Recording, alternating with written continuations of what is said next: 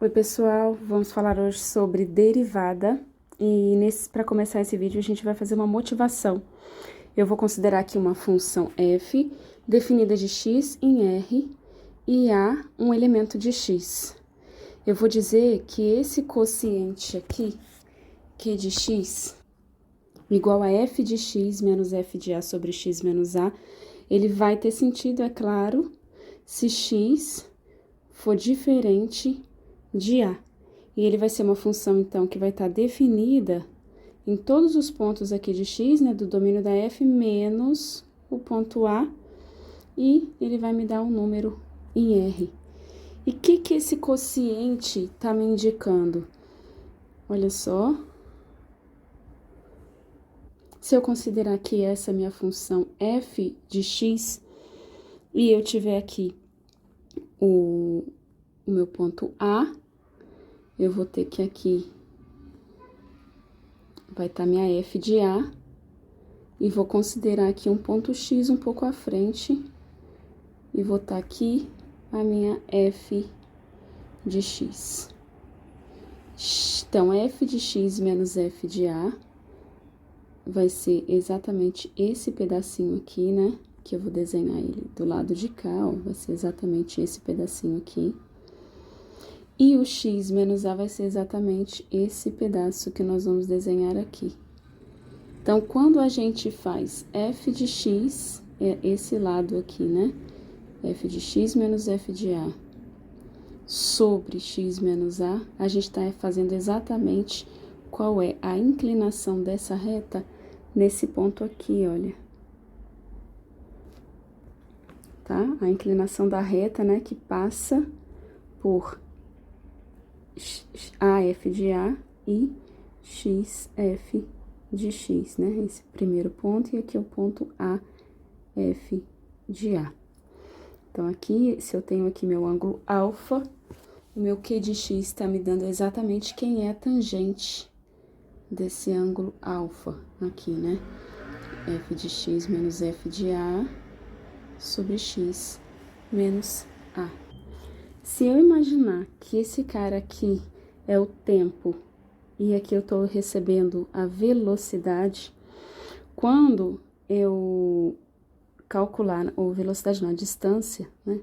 Quando eu calcular aqui essa inclinação, tá? Eu vou ter exatamente qual foi a velocidade média que esse veículo demorou para percorrer desse ponto aqui, né? Até esse, ou melhor, né? Entre esses instantes de tempo, né? Entre esse delta t x menos a. Eu vou estar descobrindo qual vai ser a velocidade média. Veja que a fórmula da velocidade média é exatamente distância sobre delta t. E se eu considero aqui nesse gráfico a distância vai ser exatamente essa diferença, f de x menos f de a, f de x menos f de a, e a variação do tempo é o x menos a. Então, fisicamente, a gente pode estar olhando para essa inclinação alfa como sendo uma velocidade média que uma partícula tem entre os instantes a e x. Agora, se esse ponto A ele pertence aos pontos de acumulação do meu conjunto, do meu domínio, vai fazer sentido eu aproximar o x do A. Como a gente já viu, o ponto de acumulação tem uma sequência do conjunto x convergindo para o próprio ponto que pertence ao ponto de acumulação. Então, se A pertence aos pontos de acumulação, vai fazer sentido eu fazer o x tendendo a A. Então, vai fazer sentido eu procurar qual que é o limite desse quociente quando x tende para A. E se eu olhar no gráfico que a gente desenhou ali, o limite desse quociente, olha só, o limite desse quociente vai ser cada vez mais, se eu tenho aqui os dois pontos, o x distante do A, né, eu tô fazendo aqui assim, uma reta. Se eu tenho agora o meu x se aproximando do A, eu vou tendo retas assim, né? Se eu tenho mais próximo, minha reta vai ficando assim. E cada vez que eu aproximo mais o meu x, né, do ponto A, né, se eu pegar aqui, vamos dizer x1, x2, x3, cada vez mais que eu aproximo o ponto do A, eu tenho aqui o que seria a reta que tangencia a minha função no ponto A. Então, no limite, quando x tende a A, eu vou ter exatamente a reta aqui, ó, tangente no ponto A. Ela teria que estar tocando só aqui esse ponto. Refiz o desenho, acho que ficou um pouquinho melhor. A gente considera aqui como sendo o nosso ponto A, aqui em preto como sendo a nossa função f de x aqui, tá? E se a gente considerar aqui como sendo o nosso x1, a reta vermelha aqui, observa ela tá tangenciando aqui e aqui. A reta em azul, ela já vai aproximar um pouquinho mais o x do A. Aqui tem meu x2, tá? E a reta roxa é a reta que tangencia a minha função em preto em um ponto só. Então, à medida que eu vou, observa, à medida que eu vou aproximando o x de x2, a minha reta, ela vai mudando aqui, ó, tá vendo? E aqui ela só tangencia a reta preta em um pontinho. Olha só, vou apagar aqui para vocês verem, tá? A reta roxa só tangencia aqui a minha função em um pontinho. E seria essa reta roxa aqui, a inclinação dela, que é o significado geométrico do limite desse quociente Q de x quando x vai para A. Tendo feito essa motivação, a gente pode falar um pouco da noção da derivada e fazer a definição mais formal dela. Então, a gente considera a função f de x em R e há um ponto que está em x interseção a x', tá? A derivada da função f no ponto A, ela vai ser dada a f' de A, que a gente vai denotar, pelo limite daquele quociente, quando x tende a de f de x menos f de A sobre x menos A. A gente ainda pode olhar aqui, ó, em cima, nosso desenho, como esse x menos A, ele é aqui, né? Esse, o que eu falei de delta t, né? Ou então um certo delta h, tá? Se eu chamo aqui de delta h, né? Eu chamo esse ponto aqui de A. Esse ponto aqui eu posso olhar como sendo A mais h, tá? Ou melhor, né? Chamar essa diferença aqui só de h. Então, esse ponto vai ser um A e esse ponto aqui vai ser um A mais H. Então, aqui vai ser F de A e aqui em cima, a imagem desse ponto aqui vai ser um F, deixa eu conseguir o eixo aqui, né? De A mais H, tá? Aqui o F de A. Reescrevendo, né? Eu vou ter que aquele quociente vai ser dado por F de A menos F de A mais H menos F de A sobre essa diferença aqui embaixo que eu chamei de H. Então, esse limite pode ser visto como sendo também o limite de f de A mais h menos f de A sobre h. E aqui, o que acontece, né? Aqui eu tô fazendo o x tender a A. Quando o x tende a A, qual que é a relação que eu tenho entre x tender a A e esse tamanho de h aqui? À medida que eu vou me aproximando, o tamanho de h diminui. Então, esse limite aqui faz sentido quando a gente faz h indo para zero, né? Essa igualdade faz sentido quando a gente manda h para zero. Agora, se esse limite existe, então a gente vai dizer que f é derivável no ponto A. E mais, se esse limite existe para todos os pontos A de x interseção x', então a gente vai dizer que f é diferenciável em todo o conjunto x. Se f é derivável em todo o conjunto x, vai fazer sentido a gente falar de uma nova função, da função f', né, que está definida em todos os pontos A, né, de x interseção com x', e ela me dá um retorno, esse limite aqui, observe que isso daqui é alguém de R, né, ela me dá um retorno em R, essa função. Ela pega x, então, nesse conjunto aqui, tá, e leva esse x em f' de x. E ela é chamada de função derivada. Função derivada de f. Se essa f' é contínua, então, se a f' é contínua, a gente diz que f é uma função de classe C1. O que é ser uma função de classe C1? Função de classe C1 é quando você tem que a derivada existe, que existe essa função aqui, e além disso, ela é contínua, tá? Agora, se a derivada segunda é contínua, a gente vai falar que ela pertence à classe C2, tá? A própria f, não é a derivada, né? A f pertence a uma função de classe C2 e a f' de classe C1. E assim sucessivamente. Outras notações que a gente pode usar para a derivada são essas, tá? Vou escrever aqui. Aqui é a derivada de A, aqui df dx, né? No ponto A, ou ainda df dx quando x é A. Uma restrição da função para x igual a A. Nesse caso que a gente está tratando de funções de R em R, não tem muito o que falar sobre derivadas parciais, dessas outras condições, né? Então, a gente vai se ater a falar sobre essas notações sem precisar de entrar muito em detalhe, tá? Sobre a diferença de cada uma delas. Ela faz mais sentido a gente explicar quando a gente está falando de funções de R2. Aí a gente tem mais variáveis. Esse x aqui embaixo, ele vai ter um significado mais representativo para indicar qual, em relação a qual entrada que a gente está derivando a função. E vai ser diferente em relação a essa primeira notação, quando a gente estiver em dimensões maiores, tá? Lidando com funções de dimensões definidas em dimensões maiores. Mas nesse caso, a gente não precisa entrar em detalhes, só falo para a gente poder saber que tem coisas a mais nessas notações aqui, para a gente poder entender mais à frente.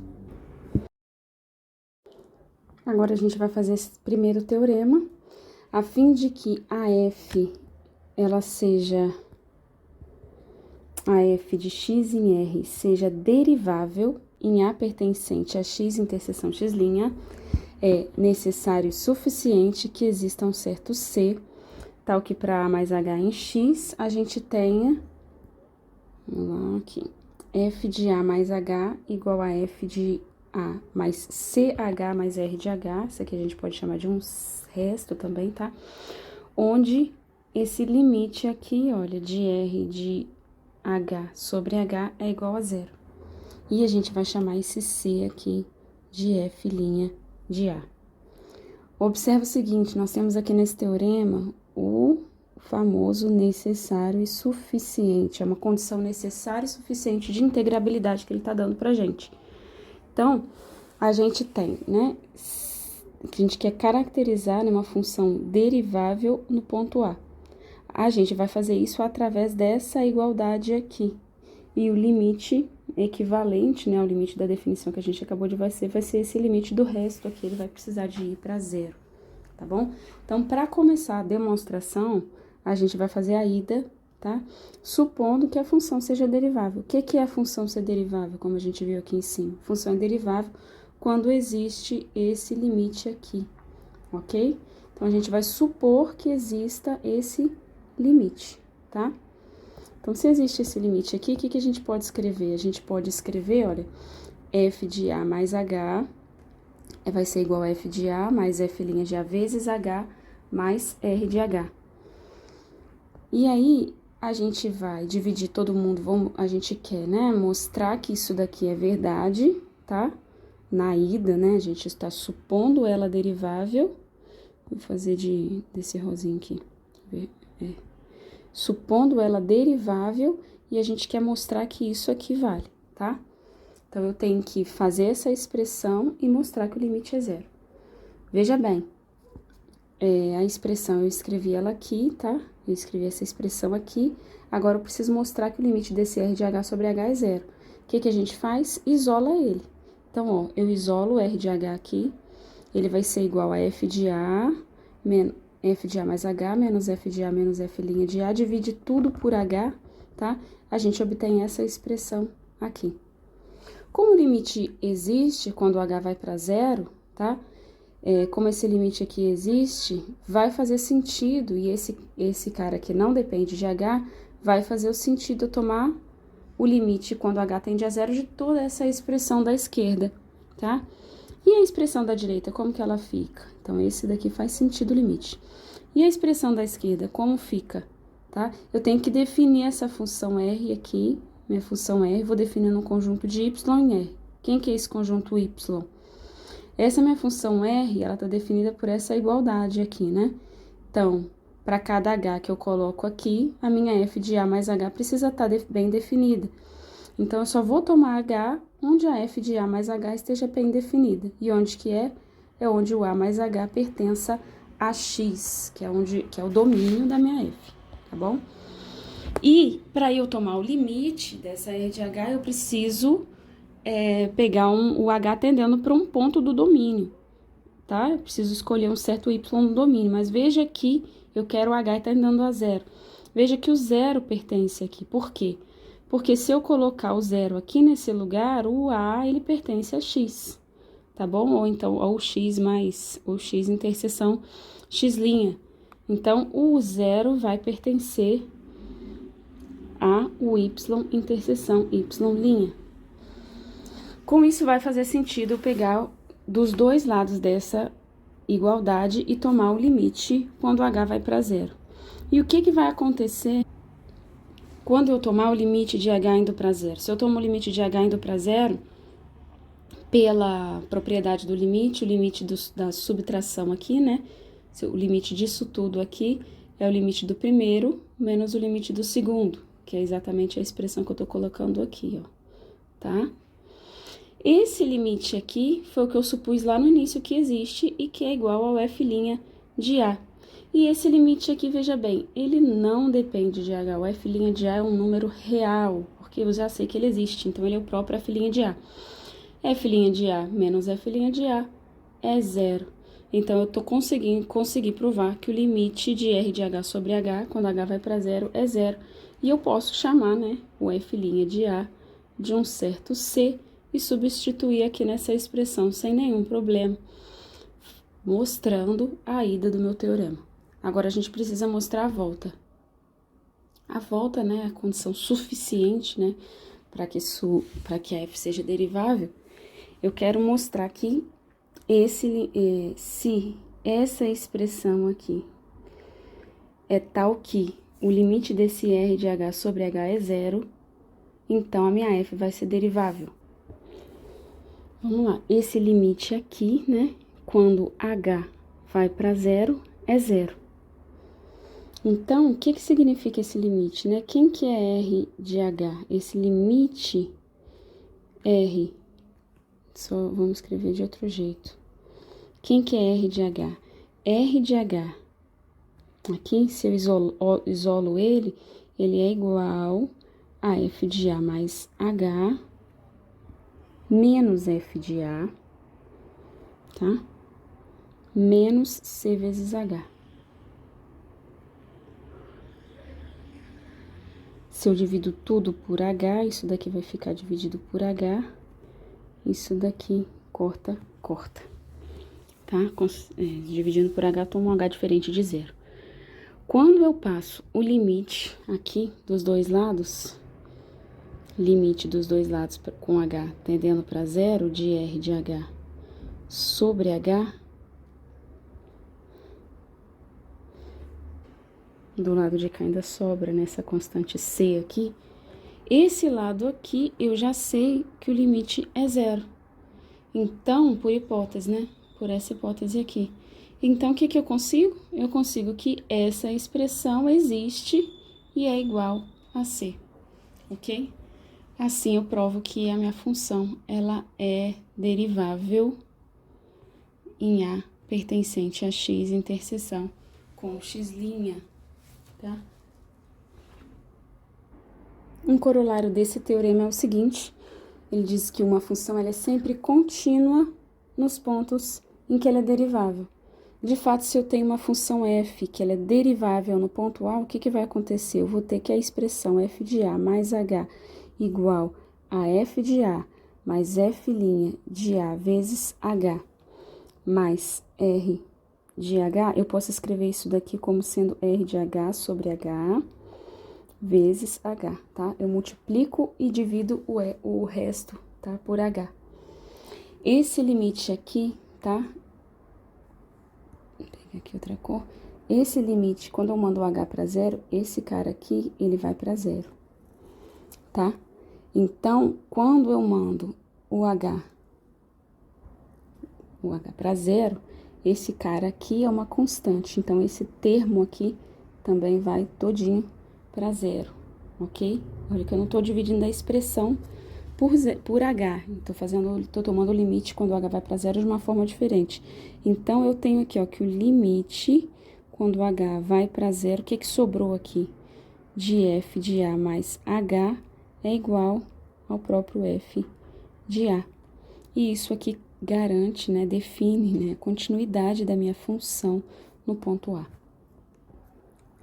Assim como nós falamos de limite à direita e limite à esquerda, nesse caso aqui também a gente vai poder tomar aqui um certo A pertencente a x, interseção aos pontos de acumulação de x à direita, e tomar o limite f' de A desse quociente, tá? Quando x tender a A pela direita, e nesse caso, a gente vai dizer que f' de A é a derivada à direita, tá? De A. E a direita de f, né, no ponto A. E quando a gente, analogamente, né, a gente vai dizer que quando A pertence aos pontos de acumulação de x menos, vai fazer sentido a gente falar da f' menos de A, tomando esse limite quando x tende a A pela esquerda. E agora, quando o A pertencer a x interseção com x' mais interseção com x' menos, a derivada só vai existir, então f' de A existe se e somente se a derivada pela direita for igual à derivada pela esquerda do ponto A. Propriedades e exemplos. A gente tem aqui uma função constante, tá? Se a função é constante, ela é derivável e a sua derivada é identicamente nula. Basta a gente tomar um certo A, né, pertencente ao domínio dessa função, e tomar um limite quando x tende a A de f de A mais h menos f de A sobre h, tá? Como a função é constante, esse cara aqui é igual a C, esse cara aqui é igual a C, e aí a gente já consegue ver que o nosso limite vai dar zero. Agora, quando eu tenho uma função linear f de x igual a x mais b, com C pertencendo ao domínio da minha função, eu vou ter que a f' no ponto C, ela vai ser igual ao limite, quando h vai a zero, de f de C mais h menos f de C sobre h. Mas quem que é f de C mais h? É A que multiplica C mais h mais b. Menos f de C é o quê? É menos A que multiplica C mais b. Com menos aqui da frente fica menos b sobre h. Isso tudo aqui é o limite, tá? Quando h vai para zero. Esse b com esse b corta, tá? Ficou o limite quando h vai para zero de AC mais AH menos AC sobre H. AC com AC corta, o H com H corta, sobra só o A. Coerente com o que a gente já conhece, né? Quando a gente tem aqui uma função, por exemplo, se for f de x igual a 3x mais 2, f' de x é igual a 3. Tá? Confere agora pela definição, né? A gente vê que essa função linear é tal que a derivada dela no ponto C é igual à derivada dela no ponto X. No ponto C mesmo, né? Para qualquer C do domínio, para qualquer elemento do domínio que eu pegar, a derivada dessa função vai dar A. O outro teorema que eu vou falar para vocês diz o seguinte: seja G e f, funções definidas de x em R funções deriváveis, e A pertencente ao conjunto do domínio dessas funções, interseção com o conjunto dos pontos de acumulação de x. As funções f mais ou menos g, f vezes g e esse quociente f sobre g, para um certo g de a, né, diferente de zero, também vão ser deriváveis no ponto A, e vai valer as seguintes regras. Que f mais ou menos g' de a, né, a derivada delas vai ser igual à derivada de a mais ou menos a derivada da g de a. Para o produto, vai valer a regra do produto, que a gente vê em cálculo. Não vou fazer, só vou enunciar esse teorema. Então, f' de a vezes g de a igual a f de a vezes g' de a. E para o quociente, vai valer que f sobre g' de a vai ser igual à derivada da primeira, do numerador, vezes o próprio denominador, menos f de a vezes g' de a, que é vezes, sobre g de a ao quadrado. Isso a gente vê em cálculo, então, só vejo a necessidade da gente reafirmar esse teorema com essas propriedades. E agora a gente vai fazer o que seria o teorema 3, né, a partir daqui, que é a regra da cadeia. Se a gente tem uma função f definida de x em R e uma função g definida de y em R, pontos A, né, aqui pertencentes, x interseção x', ou seja, faz sentido eu falar da derivada de f no ponto A.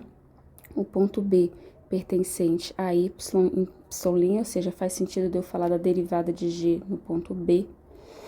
Se eu tiver também fazendo sentido a composição das funções, ou seja, a imagem da f contida no domínio da g, tá?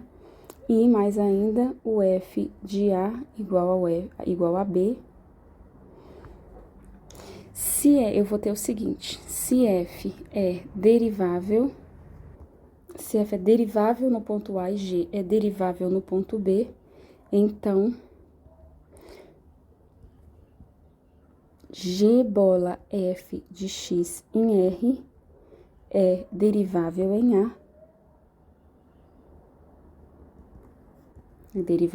A, com g bola f' de A igual a g' de f de A vezes f' de A. Essa daqui é a famosa regra da cadeia. A derivada da composta é a g', né, aplicada na própria função, vezes a derivada da própria função no ponto, tá? Onde esse próprio eu chamei da primeira função, né, na f.